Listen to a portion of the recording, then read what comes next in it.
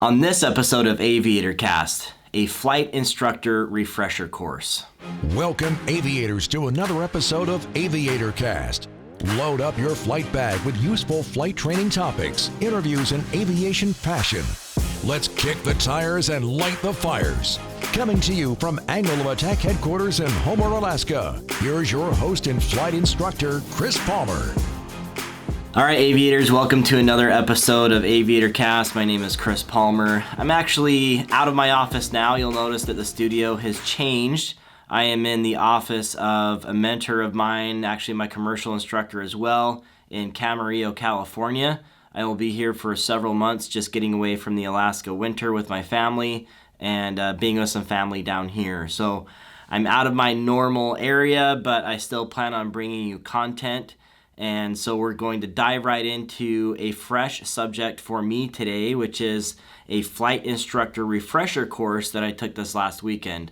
So essentially, as flight instructors, typically we dedicate ourselves to professionalism in the industry, and we try to continually learn and grow as educators. Now, that isn't always the case, but I would say that for a lot of my colleagues, it certainly is. But on top of that, there is a regulatory requirement that we have continued training. And one of those things is what's called a flight instructor refresher course. If you don't do a flight instructor refresher course every 2 years, then you will have to retake your CFI check ride. So that is something that a lot of people want to avoid, and so they take a flight instructor refresher course. There are several ways to get around that. If you are actively instructing and you've passed off a number of people, you can have a DPE basically sign it for you. I think you can also maybe get it through a wings course. There are some other avenues to get it done, but the easiest way is to simply do a flight instructor refresher course. And what a lot of people are doing these days is they're actually doing it online. So they'll just log on to a website and they'll do it from any number of providers out there. There are a handful of them. But I actually had an opportunity here in California. It just so happened to work out that as soon as I was getting in town, there was going to be one held in Sacramento, California, by Jason Miller, who is a friend of mine and a mentor of mine. And I'm sure you may know of him too. He's from the Finer Points and does a really good job with his content. Go ahead and check him out if you don't know who he is already. He's very much in a similar vein to what I do, but he's been doing it much longer than I have and just has a lot of great insight. So he's definitely someone worth following. I know you'll find a lot of value out of what he does. So since Jason and I are friends, I thought this would be the perfect opportunity for me to not only get my flight instructor refresher course done, which needed to be done here within the next several months, but I could also hang out with him a little bit. I could see how he teaches live for one of these weekend-long courses. So I decided to make a trip up there. I went from LA up to San Francisco, got picked up by Jason, and we flew out of his home airport of San Carlos, which is where he teaches, and got to go to the little airport restaurant there. Subsequently, we flew up to Sacramento, which is where it was held, and had a beautiful flight over San Francisco, the Golden Gate Bridge, Alcatraz. We even did another lap and got to see the city from a different angle. And it was great to fly with Jason. I don't think he and I had actually had the opportunity to do that yet, so that was enjoyable. And I got some great footage and some great pictures at the same time. I've actually already posted some of those to my Instagram. So really enjoyed that process of actually just flying up there. Beautiful flight, landed at San Francisco Executive, quite a busy little airport. Not a lot going on there in terms of, I don't know, it's just kind of unassuming, but a cool airport, landed at sunset sort of thing, so it's just beautiful. So then that kind of kicks off the busy weekend. So the plan was to essentially work from around 7:30 a.m. each day until 5 p.m. We condensed that a little bit more because of the lunches that we took. You know, everyone agreed to basically cram it in a little bit more. So went through that whole weekend essentially going through the course. Now, I'm not exactly sure from the curriculum end what is required to be taught, but this whole thing was put on by AOPA, the Air Safety Institute, And so they had their own curriculum that they kind of touch on. Of course, it's definitely up to whoever is teaching the course, which is Jason in this case, to go through and put his own spin on it. So I got to see that take place, and I was able to be there and take advantage of it. So it was a very interesting process. I'll share a little bit more about that as we go through it. But just as kind of an example of some of the subjects that we touched on, we talked about the safety trends in aviation and the accidents that are continuing to happen. We talked about teaching effectively and building a culture of safety in aviation. We had the FAA come in and present to us a little bit. We talked about professionalism. We talked about navigation in the 21st century. We talked about regulatory policy, runway safety, TSA training, pilot proficiency. Those are the things that I'm going to go through today. There were some other subjects speckled in there that I didn't necessarily take notes on, but I thought these would be worth covering today, at least a couple things here and there, just to give you kind of a look into the mind of an instructor and what we look for and what we look toward when we are teaching, and some of the things out there right now that's on our radar. So I was actually on the same floor in the hotel as the FIRK, so it was nice because I could just literally leave my room, and a few doors down was the room. That was very convenient. I would say there were probably about 40 students there. That's just a rough guess, but I think that's about how many students were there. I would say most of the people there weren't necessarily active instructors like Jason and I, but they were there to renew their certificate, their flight instructor certificate, and be able to just carry it on. You know, everyone has their own little story on, you know, wanting to keep it going so they can teach on the side a little bit, but there were only a handful of active instructors there. Now that's all fine. I'm really glad there's actually plenty of CFIs out there that are trying to carry this forward and trying to keep everything active. So I'm not putting myself above anyone in that sense, because there were people there. This guy there, we found out this was after the class was over, but he had flown the DC-2, DC-3, DC-4, DC-6. He'd flown everything back in the day. So, I mean, I don't have anything above those people that aren't necessarily active instructors. I'm sure they've given thousands of hours. But, you know, I was in good company and honored to be there and excited to learn from Jason. So let's get into some of the subjects now that were covered. I hope you find some of these thoughts useful. So let's just dive into those now. I already mentioned them just a little bit, and now we'll just get right into it. Okay, so the first one is safety trends. So as I go through these, I'm just going to mention several things about this particular subject and kind of move on. It's going to be a little bit random, but I'm sure we'll find some good nuggets here that will help you out and be of value to you on this podcast, okay? So 80% of accidents are caused by pilots. I'm actually a little surprised it's that low. I thought it was more like 90%, but it's just kind of a driven point that we are the most important part in making sure that we have aviation safety. Now, as I go through here, some of these thoughts may actually be Jason's thoughts or quotes that he wrote down. And I don't know exactly what those are, but this course is done by Jason, and so a lot of these quotes are from him, and he's a quote machine, so he's pretty good that way. These days, a lot of accidents are coming from loss of control accidents. Of course, landing is the number one place we get loss of control. We've all heard that base to final turn, or maybe you haven't, but it's that base to final turn where, you know, maybe you're getting a little slow, or you start to even skid the airplane a little bit, and you don't maintain your airspeed.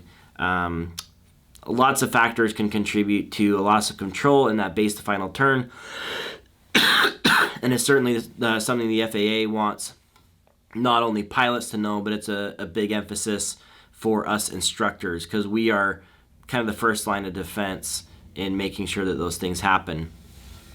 Jason mentioned taking judgment out of the cockpit. So essentially that all decisions, all things that you're going to do are made beforehand, particularly those things that are safety related, so personal minimum sort of stuff that you already know that you're not going to make those decisions. Now, fast forward a few days, Jason was really eager to get home to his family. He has a 2-year-old and a 9-year-old or 10-year-old. And being a father myself, I know there's a lot of pressure to get home. So he had some pressure to get home on Sunday evening after we were done, but he had his personal minimums. And the wind where he was going was 40 knots, and he couldn't go. So he said that he can't change his minimums the day of the flight. So he stuck around. Actually, the wind ended up dying down to levels that were within his minimums, and then Jason went. So he wasn't just preaching these things, he was actually practicing them, which I thought was good, which safe pilots do. All right. We talked a little bit about the Kobe Bryant incident, and I actually intend on my next podcast being about the Kobe Bryant incident specifically. I've really avoided getting into this, but I think I can do it in a tactful enough way where people can learn something from it that I think it's okay to talk about now. So I'll go through and share details about that in a separate podcast. But essentially that at the end of the day, it looks like that boiled down to pilot error, and that when we are getting into a bad situation, that if you're getting into a hole, as Jason said here, if you're getting into a hole, stop digging. I thought that was a really good quote that, sometimes we refer to it as the domino effect, but we gotta stop at some point and just reverse course or land or whatever it is and get ourselves out of the situation. So I thought that was an interesting one that I think we could all think about a little bit more. Okay, so 91.3 was something that came up again. That is the responsibility and authority of the pilot in command. And at the end of the day, we're all ultimately responsible for the safety of our passengers. And man, safety just keeps coming back to that for me. Is it's getting people home safe to their families and doing everything we can to make sure we do that. Aviation and flying and the transportation side of it is very convenient in a lot of ways, but it's also very unforgiving if we push it too hard. So we've got to be able to make sure we have checks and balances there. Just briefly, we touched on personal minimums. I have a greater commitment myself to make sure my students go through their own personal minimums. We talked about being a coach versus being a boss. And a coach obviously gets the best game out of the athlete. I think that's how Jason phrased it there. And it's so true. Like, I shouldn't be, and I'm not this way anyway, but as an instructor, I shouldn't be this authority in the airplane that basically hammers it home on my student. It should be more of coaching them into teaching themselves, essentially, is what it ends up being. We talked about the point of saturation for students and what that has to do with safety as well. So basically bringing them to a place where they can see that they are at the point of saturation, and that's where a lot of learning happens.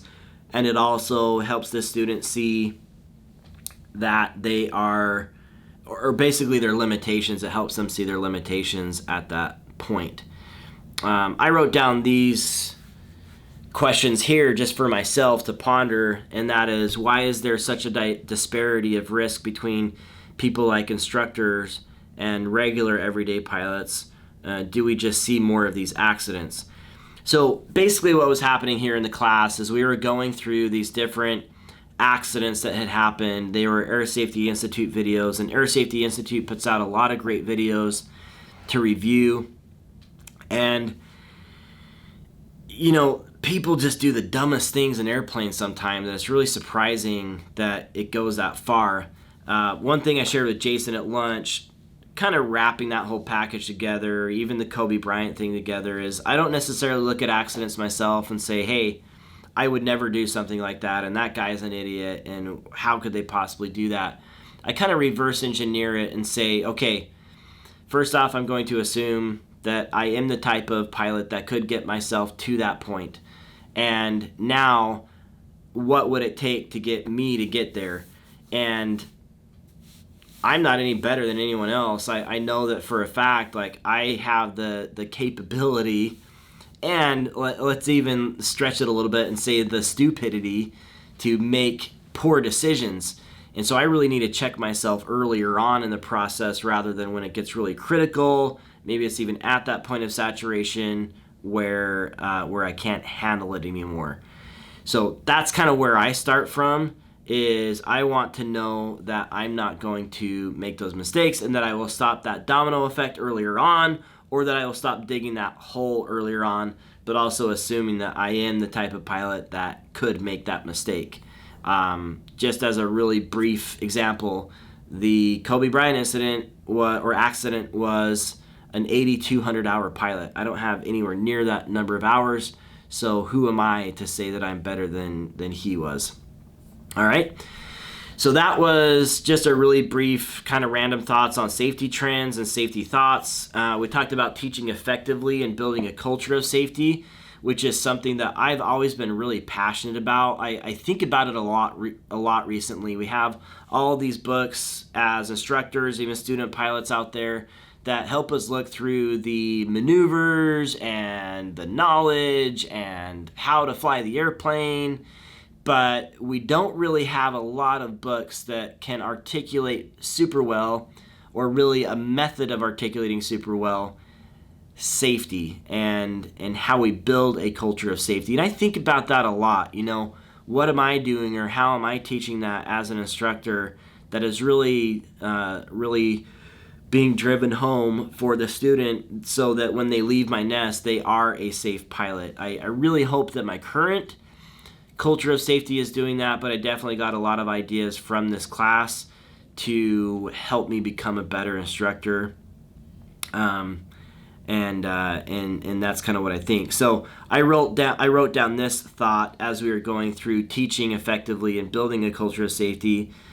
This is what I wrote down. The number one goal of learning transfer is to teach safety.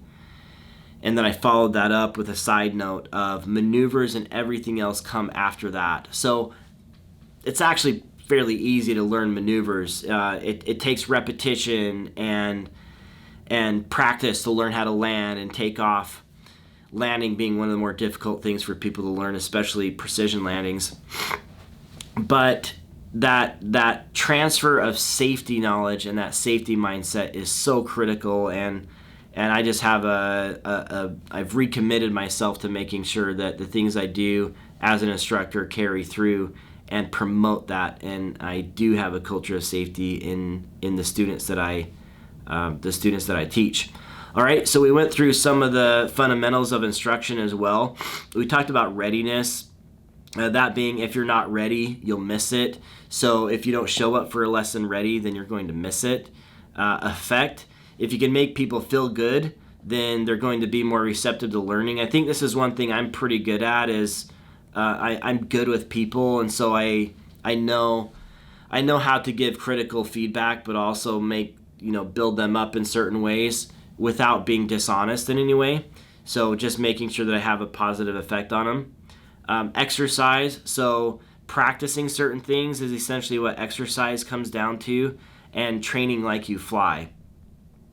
So primacy, the law of primacy is that basically the first time you learn a lesson is the most powerful way that you'll learn it, and it's very difficult to break that. So Jason had this fantastic example of this. He talked about orthopedics, and if you have a broken bone and that bone doesn't heal right, then you have to re-break the bone. You have to monitor it and help it and cast it and then go to physical therapy and all these things. And then he had several stories that talked about the law of primacy and why it mattered. And it's so true that first way you learn the lesson is the most powerful, and it's very difficult to break and relearn that. So teaching it correctly the first time, or learning it correctly the first time, is very important. Talked about intensity. Basically, the intensity of a lesson can mean a lot. Lessons aren't always intense, but you definitely want to find that balance of, is this student just really nailing it and they need more intensity or more of a challenge to get them to where they're learning, kind of in that learning zone, or is it too intense and we need to dial back? But I think for the most part, people end up being too low on the intensity, and that's just something for me to think about, that maybe I can be a little bit more intense about it.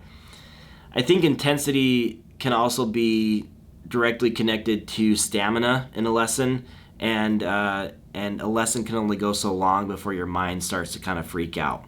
So that's intensity. Some of you may have heard of this last one, the recency. So recency of experience is also important, and that's why you can't just do one lesson a month or once every couple weeks. That when you go for your license, if you want to do it in a quick way, you need to be doing it several times a week to really stay on top of it. Otherwise, you're going to forget those things that you learned. So that was teaching effectively and building a culture of safety. Of course, there was so much material in there. I can't write everything down verbatim, but that's basically what we covered there. FAA came in and they talked about the WINGS program. So this is something that I'm interested in maybe exploring a little bit more. I know it's been around for years, but the WINGS program is essentially a continuing education program in aviation that allows us to have different flying events and different knowledge events that build us up as a pilot. I think, basically you can get your flight review done by doing the WINGS program. You end up doing a lot more work in the WINGS program to get that flight review that you can just go do with an instructor if you're an active pilot. But apart from all that, I think the WINGS program just seems like it's good to be involved with and good to keep up on things and keep learning regardless of what the reward is at the end of the tunnel.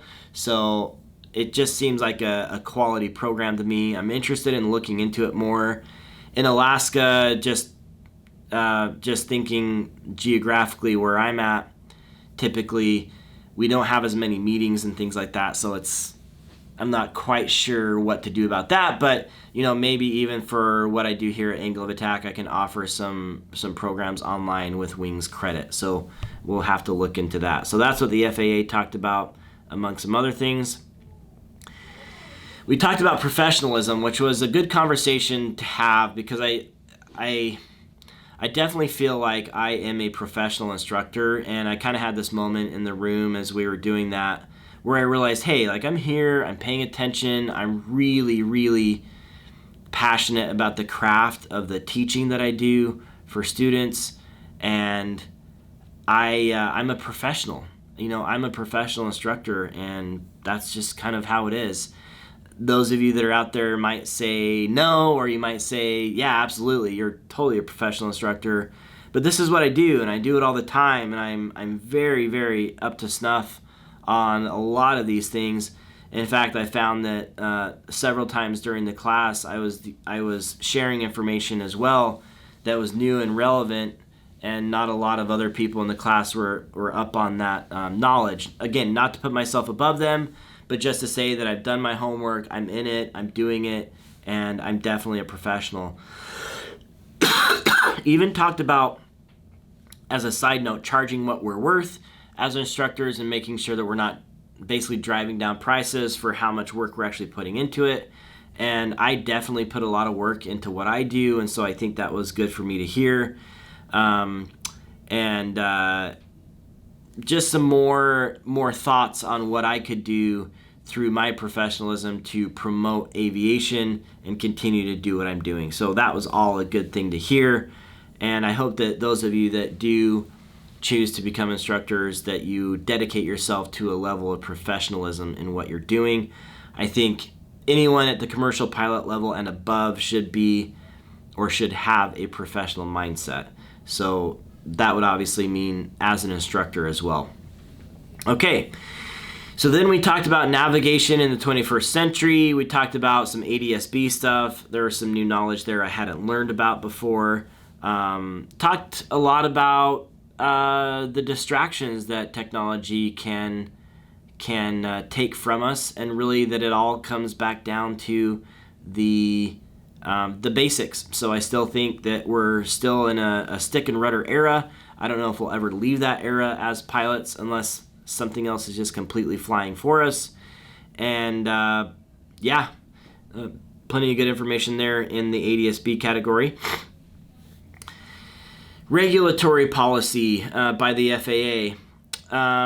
So the FAA has this new policy that they basically want to approach deviations from regulations as more of a teaching opportunity than a slap on the wrist or escalating it to some sort of action from the FAA. This has been going on for a handful of years now, and it's definitely a great thing for for aviation safety and for promoting aviation in a positive way. Because basically what happens on the other side, if there is the fear of the authority, which would be the FAA, then a lot of the things that are actually happening in the real world can be held back from the FAA, information that could help them improve safety programs, and then it doesn't help anybody. So now that they're open about things, to going through things in a positive way and using these incidents as teaching moments, we have a much better relationship with the FAA, okay? All right, so we talked about runway safety, some of those things. You know, I've done things on runway safety before. You can look back in this podcast. And yeah, runway safety is huge. So many of the accidents that we see in aviation happen there. We are getting a lot of complex airports, and there's just a vigilance that we need to recommit ourselves to in terms of runway safety. I know for me, the iPad and FORFlight is hugely helpful now in maintaining situational awareness at an airport. You know, we've got hot spots, we've got land and hold short operations, we've got all these things that can kind of complex the process. But if we write it down and we're even geo-referenced on our charts and we draw our taxi path, then we're going to be very situationally aware. In addition to keeping our eyes out the window, not doing too much work while we're actually taxiing, that's going to get rid of a lot of these safety incidents that happen around runways, okay? So that was runway safety. Again, great resources out there. I've done a couple of podcasts on it. Go back and look at those. Talked about TSA training, and I haven't been super familiar with how to approach foreign students. I've had some requests on it, but that was interesting.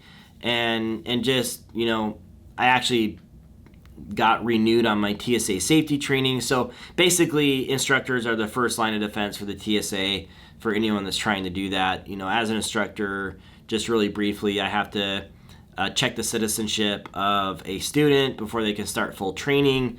But for training events like just little mountain flying courses or like a discovery flight or something like that, I don't have to do that TSA safety check.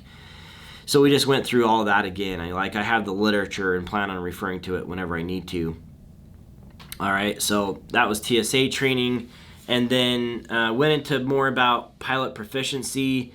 And here I got pretty inspired to build, like, I don't know if I'd call it proprietary, but like a proprietary or special or unique flight review that I do that I feel hits on a lot of the hot points in aviation right now.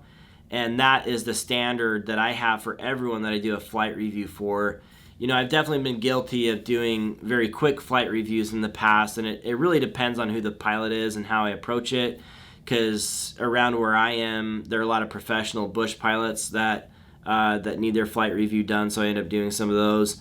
But I need to have the same standard for everyone, so that was a good opportunity in this lesson within the FIRK to recommit myself to some of the things that are needed out there. You know, emergency procedures, loss of control, example, CFIT and VMC and the IMC were all things that stood out as things that needed to be done there. And then things that were perhaps relevant to my area or relevant to the student. So that is kind of the randomness of the outline that I had here from taking notes at the FIRK. I want to thank AOPA for letting me go to that, and Jason for being such a great teacher, and also for the great flight we took up. Just a really great experience, and I typically think that I want to lean toward the live FIRKs. I just really enjoy being in person and getting to meet new people, and just the immediacy of being there and being in it together, I think is good for me. So I really enjoyed it, and if you are looking to do a FIRK yourself, I can't recommend it enough. They are holding them all over the nation. AOPA is, and of course, if you have to do it online, you can do it there as well. But yeah, really enjoyed it, and it was a positive experience for me. I felt like I grew a little bit, and that's always what I'm trying to do as a pilot. So that is it. I hope you guys got something out of this today, even if you aren't an instructor, and I hope you are looking forward to recommitting yourself to aviation safety as well. I think that's what I got out of all of this. If there's anything I can ever do for you, please let me know. That's what I do here. I respond to a lot of messages on Instagram and elsewhere, so that's probably the best place to reach out to me. Of course, if you enjoyed this podcast, please like and subscribe. There's also this little bell notification on YouTube that if you want to get the podcast or any video that I do when I do it, then that will send you a notification. If you need ground school or check ride preparation, head on over to angleofattack.com and you can find those there. That's what I do. That's how I make money. That's how I basically sustain myself. And I also love to teach, but it's wintertime, so it's kind of in a famine area for me, at least in Alaska. So appreciate you being here. Keep up the good work. Let me know if there's anything I can do for you. And until next time, throttle on. We sincerely thank you for joining us on AviatorCast. Please subscribe through your favorite podcast service and leave a review. Check out more flight training resources at angleofattack.com. There you can find this podcast, many free aviation training videos, as well as online ground school for private instrument, commercial, and CFI. Got a check ride coming up? Check Ride Ace from Angle of Attack is your ultimate companion, guiding you through the process so you can conquer your big day. Thanks once again for joining us on AviatorCast. Turn left, contact Ground Point Niner.